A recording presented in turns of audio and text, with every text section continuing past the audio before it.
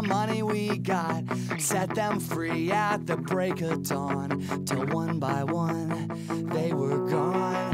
Back at base, bugs in the software flash the message, something's out there, floating in the summer sky. 99 red balloons go by.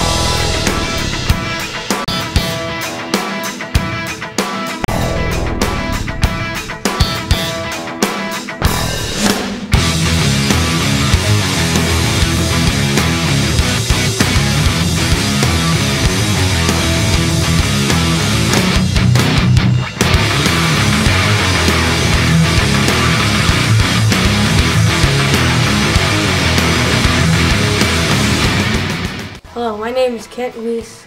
My experiment explores Archemedes Principle, otherwise known as the principle of buoyant forces, and how it relates to balloon flight. Because of mass and temperature, air can rise and sink at different rates depending on density differences. I propose to take 3 balloons, fill them with helium, and apply different temperatures to each one. One balloon will remain at its original temperature. Another balloon will be stored in an ice cooler, and the last balloon will be heated with a heat gun to raise its temperature.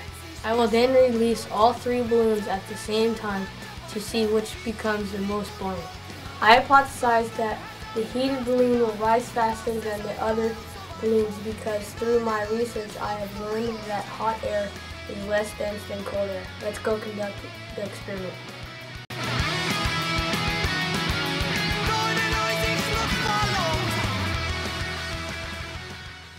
Using 3 helium-filled balloons, I will test different aspects of balloon flight at different temperatures. The materials I will use for my experiment are 3 helium-filled balloons, a cooler of ice, a blow dryer, and 3 thermometers.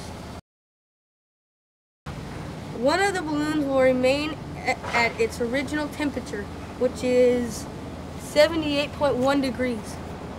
Another balloon has been stored in an ice cooler to bring down its temperature, which is 37.7 degrees. At this point, it will be time to investigate which balloon will rise the fastest and discover how temperature affects balloons in flight. Let's begin.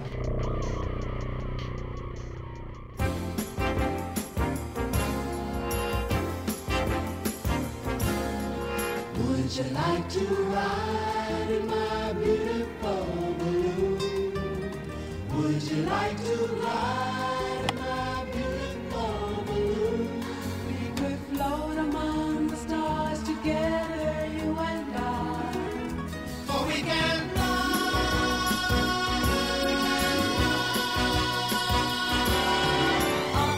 up and away.